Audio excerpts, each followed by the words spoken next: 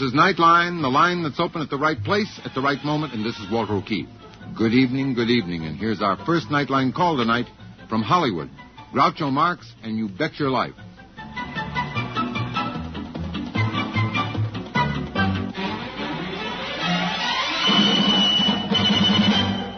Hey, George, you tell us, what is tonight's secret word? Ladies and gentlemen, the secret word is people. P-E-O-P-L-E. Really? You bet your life. The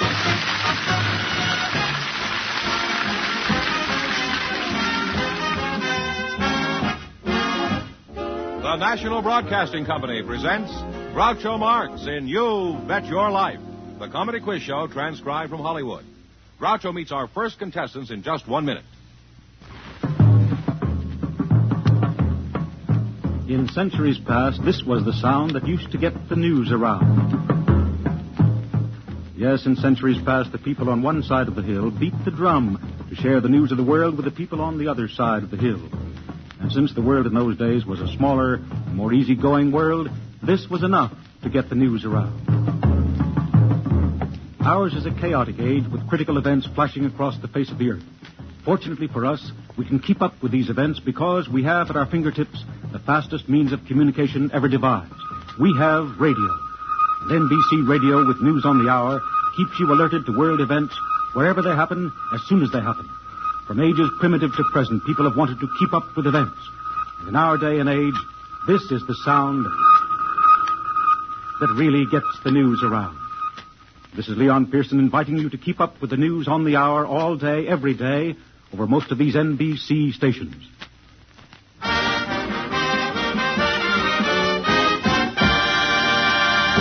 Here he is, the one, the only...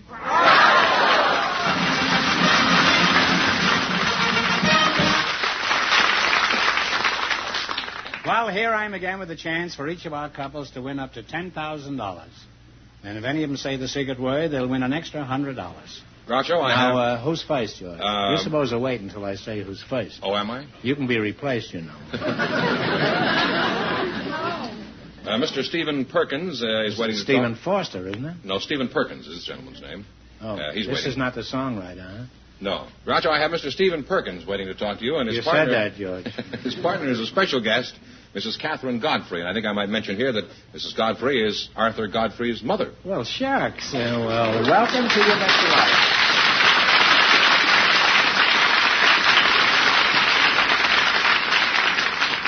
Say the secret word and you'll divide an extra $100. It's a common word, something you see every day. Well, what do you know? Arthur Godfrey's mother, huh?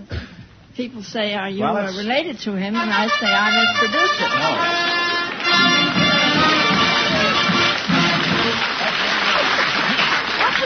Well, you said the secret word, people, so you and your partner over here split $100. So now you're already $50 ahead. Okay. Back where you came from, huh? You're Stephen Perkins? Yes, sir. Where are you from, Mr. Perkins? Marblehead. No, I don't want a description of you. I just want to know all I want to know is where you hail from. And then where are you I went to the Granite State. Oh, the Granite Born State. in Marblehead. Well, tell us something about Marblehead. What was your boyhood like there? Didn't have one there. What was it like in New Hampshire? It was mighty cold. Mighty cold. Mighty cold. Say, you're a regular fountain of information, aren't you? Steve, you said it was cold back there in New Hampshire. We don't have cold winters in California, you know. We just have colds. But I know what it's like back there in the winter because, you know, I was brought up in the East. How'd you like it as a boy, for instance, in the winter? How would you get to school? Well, we used to have to walk to school. We used to plow through a lot of snow. It's mighty cold weather. Well, that's admirable. Those are the things that made America great. Nothing could stop the children of those days from achieving an education. Now, how far was the school from your home? 3 blocks. Well, you were a real pioneer, weren't you, huh? Mm-hmm. 3 blocks. When I was in school, I had to go 10 blocks. Heavens. Yeah, well, these were cell blocks in a reform school. Catherine, where are you from? New York City. New York City, huh? And when were you born, Catherine? I was born in 1879 in Oswego, New York. You swing on who in New York? Oswego, New York. Oh, I thought you said you had Oswego in New York. By the way, how does it feel to be the mother of a famous celebrity? Oh, what did you say his name was? Arthur Godfrey. Arthur. Oh, Godfrey. Yeah. Catherine, you seem interested and alert in what's going on around you. How do you spend your time? Do you have any particular projects and interests? I'm a composer, and I Composer? write music. And I brought you 2 marches of heaven for you later. Oh, good. And I play the organ, the piano, everything I can lay my hands on. I have a Hammond Well, could you organ play and him? You could lay your hands on him. And I'm quite a cut-up. If you give me a piece of paper, I'll cut something out. Piece of paper? Check with you. Well, I don't have No, any. I don't want that. I want a piece of that white paper. This? This is cardboard. Could you do it Yes, on I this? can do it with that. Hmm? And do you know Well, what the thing is, the... if you cut that up, your name is on there, and That's I all won't right. know who you I'll are. cut up anyway. You know what the telephone number is of the Garden of Eden? The telephone number of the Garden of Eden? Yeah. No, what is it? 281 Apple.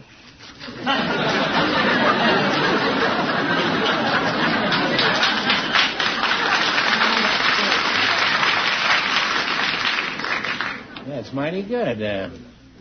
I gave you a cigar instead of a pipe. No, you gave me a pipe instead of a cigar. Why did you do that? Do you object to cigar smoking? That's Yeah. rather good, isn't it, huh? No glasses. You see that? I can cut your name out, but you have to have a typewriter paper to do it. No, well, I don't. I haven't even got a typewriter. Well, now, Catherine, I want you to be honest. Do you think this really looks like me? No. You know what it looks like, don't you? It looks more like one of those tea bags that your son is always holding up. Well, you're a charming couple, and I've certainly enjoyed talking to both of you. And, Catherine, I think your son is a real big talent. And when you see him, you give him my regards on another network. Do you think he's going to be happy with your appearance here tonight? He doesn't know it. Well, he will if he sees it, won't he? Or doesn't he watch? Do? It's all over. Yeah. But do you think he'll enjoy it? Oh, he must. I mean, does he approve of you having a theatrical career? Fun. Huh?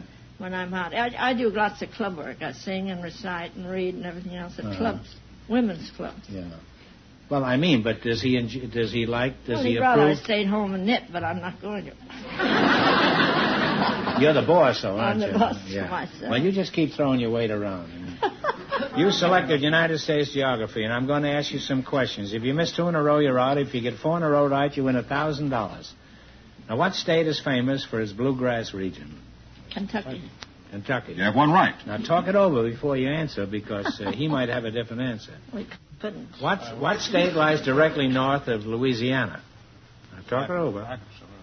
Arkansas. Arkansas is right, yeah. You have 2 right. 2 more right, and you'll have $1,000. Good. Now, in what city is the Alamo? That's in Texas. In, What city? and San Antonio. San Antonio. And San Antonio is right. You're almost there. Get the next one right, and the $1,000 is yours. Now, which of our state capitals is situated at the highest altitude? I would say Denver. Washington. I'll just say Denver. Denver? I want Denver. Well, I'm glad you have different answers because you're both wrong. It happens to be Santa Fe, New Mexico. Oh? That's a fooler, isn't it, huh? Well, now you have one wrong. If you get the next one wrong, the game is over for Now, you. what state is known as the land of sky blue water? From the land of sky blue water, That's Minnesota. Minnesota is right. Well, you're back on the right track. You have one right now. Now, what state lies directly east of Oregon?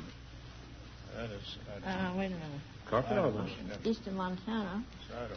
Well, what do you decide East of on? Montana, west. You said east of Oregon, did you not? East of Oregon. Idaho. Oh, I thought you said east of Montana. Well, do you agree with that, Captain? Yes, Idaho. Idaho. Well, he's right. It was Idaho. I thought you said east And you of pretty near talked Montana. him out of the money, eh? Well, you have 2 right anyway. In what state do you find Bunker Hill? Massachusetts. Massachusetts is right. We agree on that. Now you got 3 right. The next one right, and you'll have your $1,000. The Lake of the Woods projection is the northernmost point of the United States. In what state is it? That's in Minnesota primarily. You agree to that? Wait a minute. Minnesota. No, they haven't given it. Minnesota? It's a good thing you got him here tonight, Catherine. Minnesota is right. And you have 4 in a row, so you win $1,000. Oh, that's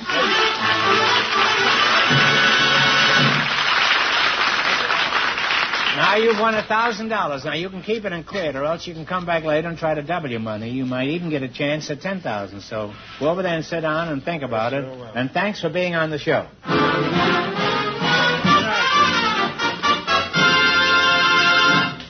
In just a moment, our second couple will join Groucho to play You Bet Your Life.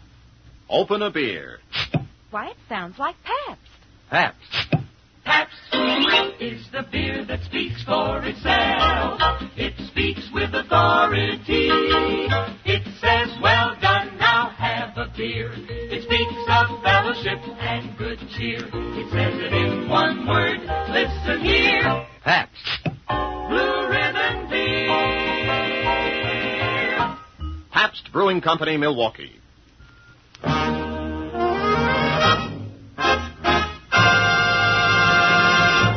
All right, George, carry on. Who's our next couple? Who's on deck? Groucho, Miss Ziva Rodan and Mr. Murray Rose They're are on standing. deck? No, they're just standing by to talk to you. Standing by what? They're standing by the outside here. Would you please come in, folks, and meet Groucho Marx now? Welcome to You Bet Your Life. Say the secret word and divide an extra $100. It's a common word, something you see every day. Murray Rose and Ziva Rodan, is that right? Well, you're an attractive young couple. And Ziva, I'll start with you. And what I'd like to do is wind up with you. Now, what kind of a name is Ziva? Ziva is an Israeli name. It means sunshine. It does, huh? Yes. Well, would you mind coming a little closer? I'd like to get sunburned before the evening. Are you from Israel? Yes, I am. You I was are. born in Haifa. Yeah. You speak very good English. Did you learn it in Israel? Well, basically, yes, but I went to school in St. Louis, Missouri. St. Louis. Why did you go to St. Louis to school? Did you like the draft beer there with your lunch? Well, I have an uncle who is a psychiatrist in St. Louis, and he invited me to visit with them for a couple of years, and I finished high school there. And then I went back to Israel and joined the army. Joined the army? What did you do in the army? General housework? Or? No, the first 2 months I went through basic training just like a regular soldier, and then I was placed in the entertainment division. You entertained the whole army?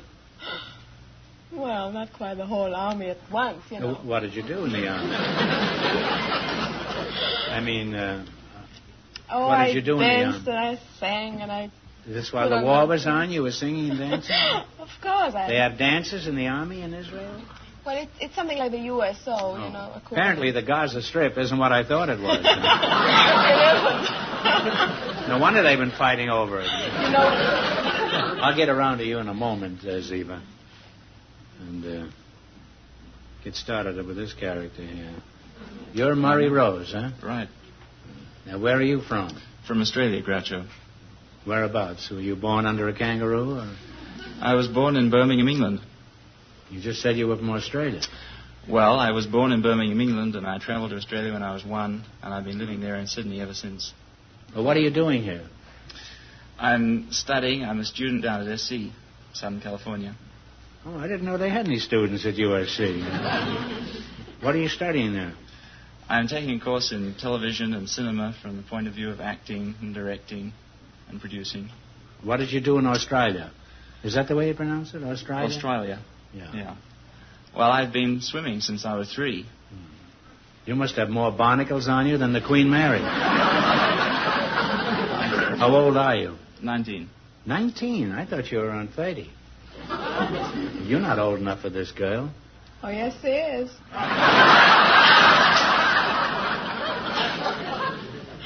This kid talks for herself, huh? Have you achieved anything as a swimmer? I've had quite a good success. Yes. Have you been in any big swimming meets? I was in the recent Olympic Games in 1956 in Melbourne. Really? Uh-huh. Well, you had some stiff competition, as I recall, in the Olympics. How did you make out?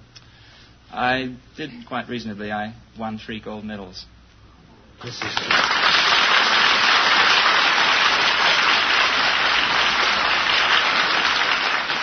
is what is known as typical British understatement. Isn't that something of a record, 3 gold medals? I believe so, yes. The last person to do it was Johnny Weissmuller in 1924. Oh, and he wound up a tree.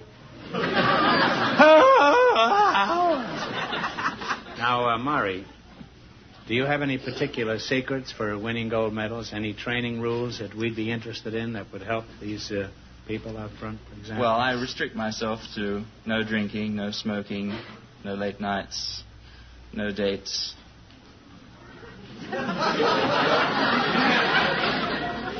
How about diet? Do you eat anything special, like steaks and strawberry shortcake and things like that? Well, to you, I probably have quite an unusual diet. I don't eat meat or fish or poultry, and instead I eat a lot of fresh fruits and vegetables. And at the same time, I stay away from most devitalized and unprocessed foods, such as white sugars and white flours. Well, if you don't eat meat and fish, where do you get your proteins? Well, from such foods as nuts and soybeans and yogurt, wheat germ. Well, now, let me get this straight. You don't have any late hours, no smoking, no drinking, no girls, You said it. no steaks, No. and no sweets. That's right. Well, when you're out there swimming, have you ever thought of just drowning yourself?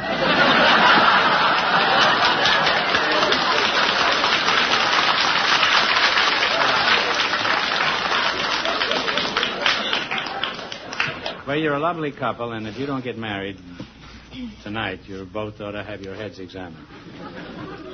Now, you selected world geography. I'm going to ask you some questions. If you miss 2 in a row, you're through. If you get 4 in a row right, you win $1,000. What is another name for the Republic of Ireland? It's one word.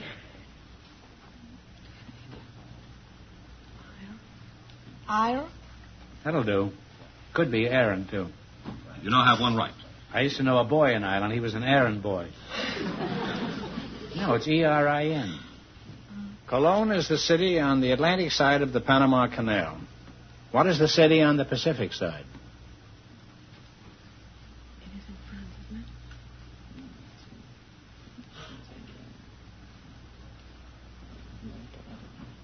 Mm-hmm.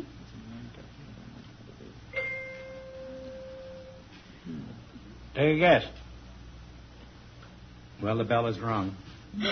Well, it's Balboa. Abyssinia is the former name of what country?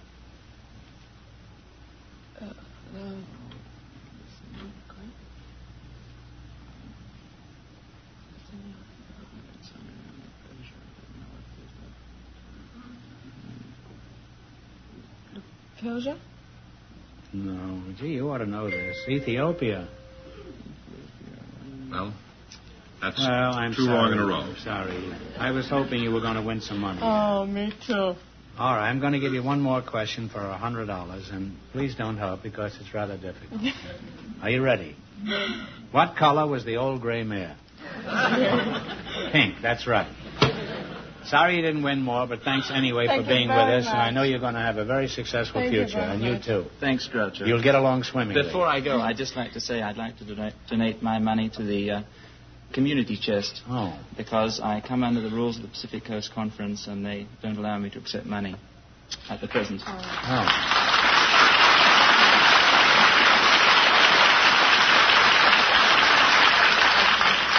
Well, you're a fine young fellow, and I'm sure you're going to be a great success. And thanks for being here.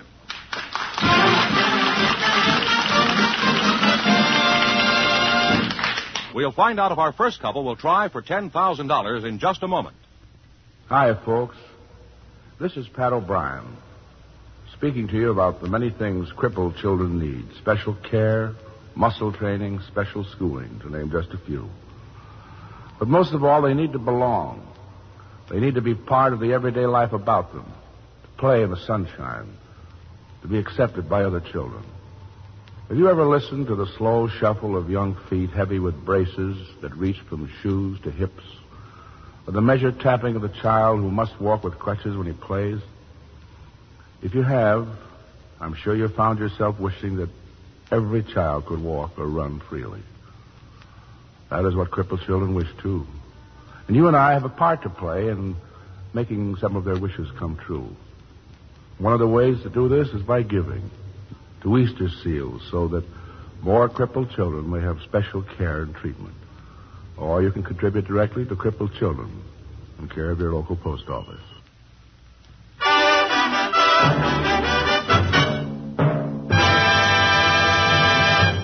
George, we're ready to see who wants to get a crack at all this fabulous money. All right, here's Stephen Perkins and Mrs. Catherine Godfrey. Would you come back out here again, please? Now, if you decide to try for the 10 and you fail, you wind up with a total of 500. Now, what are you going to do?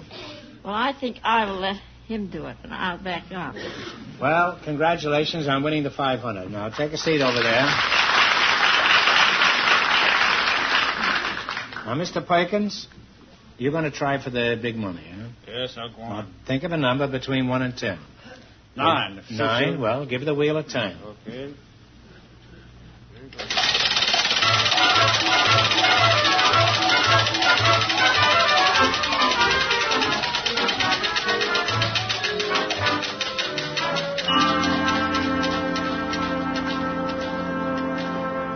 Well, you chose 9. It came up 4, so this question is worth $1,000. You ready? All ready. The Emporia, Kansas Gazette became nationally famous through the efforts of its wise and gifted editor. For $1,000, who was this outstanding small-town newspaper man? Think it over.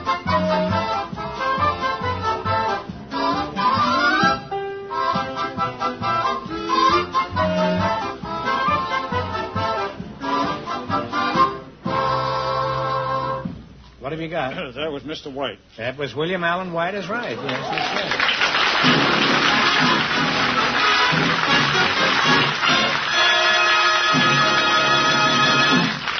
Well, for a country boy from New Hampshire, you've done pretty well. Now you've got $1,000. What are you going to do with all that money? Well, I don't mind hard work, but that's a difficult decision, and I think I'll let Mrs. Perkins decide. Oh. Well, congratulations, and thanks for being with us. You bet your life.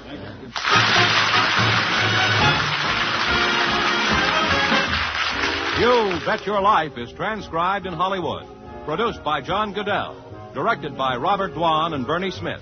Music by Jack Meakin. This is George Fenneman reminding you to tune in again next week, same time, same station, to hear the one, the only Groucho. And see Groucho every Thursday evening on NBC television. You Bet Your Life is heard by our armed forces around the world.